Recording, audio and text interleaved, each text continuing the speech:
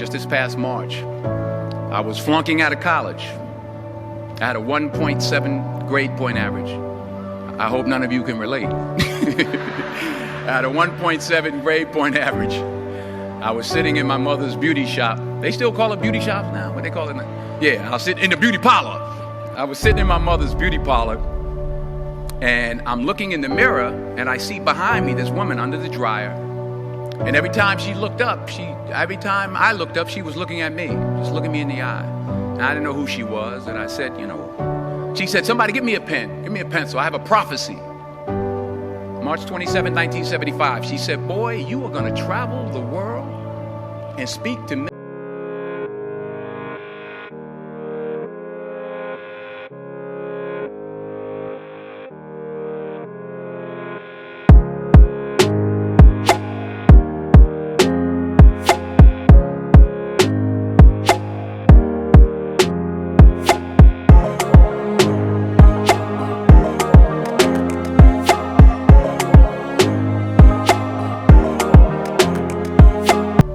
I've been directed. I've been corrected. I've kept God in my life and has kept me humble. I didn't always stick with him, but he always stuck with me. So stick with him in everything you do.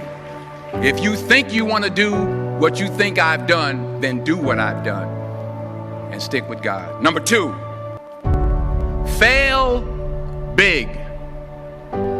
That's right. Fail big. Today's the beginning of the rest of your life, and it can be very frightening. It's a new world out there. It's a mean world out there, and you only live once. So do what you feel passionate about. Take chances professionally. Don't be afraid to fail. There's an old IQ test, was 9 dots, and you had to draw 5 lines with a pencil within these 9 dots without lifting the pencil. The only way to do it was to go outside the box.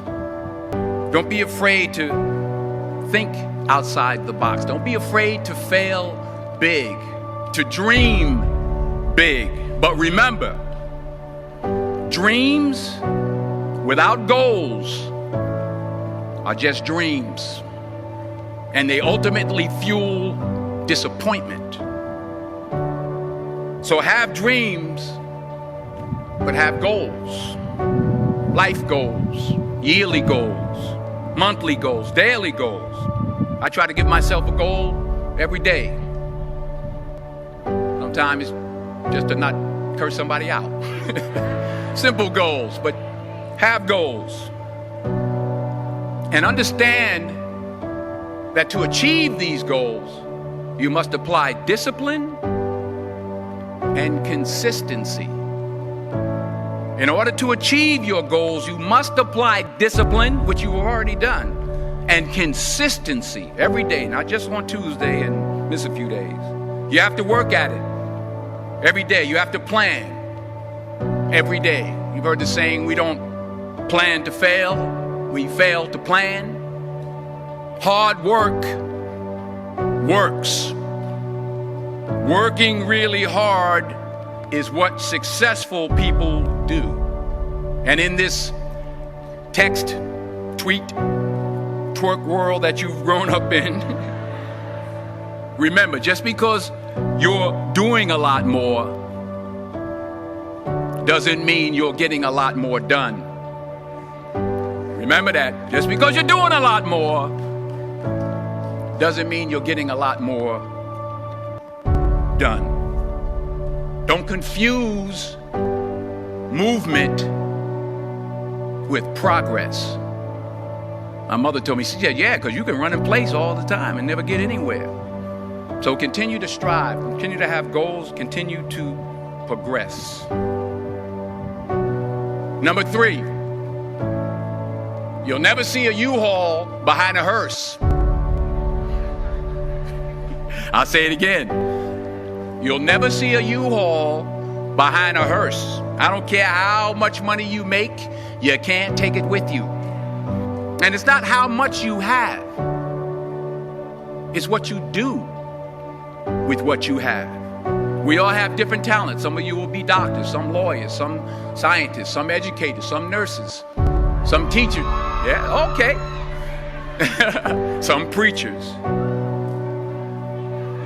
The most selfish thing you can do in this world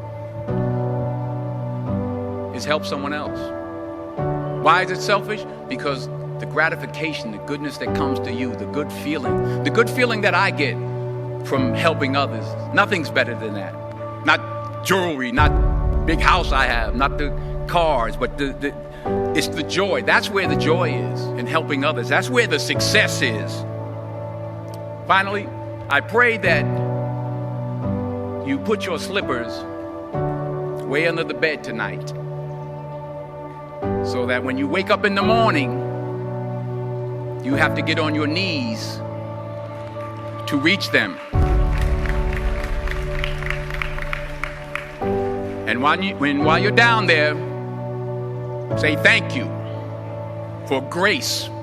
Thank you for mercy. Thank you for understanding. Thank you for wisdom. Thank you for parents. Thank you for love. Thank you for kindness. Thank you for humility. Thank you for peace. Thank you for prosperity. Say thank you in advance for what's already yours. That's how I live my life. That's why I am. One of the reasons why I am today.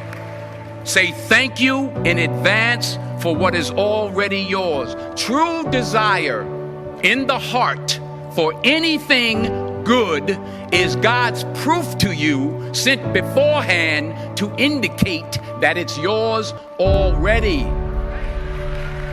I'll say it again.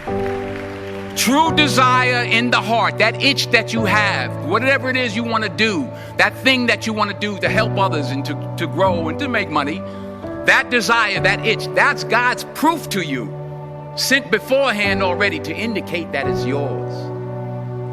And anything you want good, you can have. So claim it. Work hard to get it. When you get it, reach back.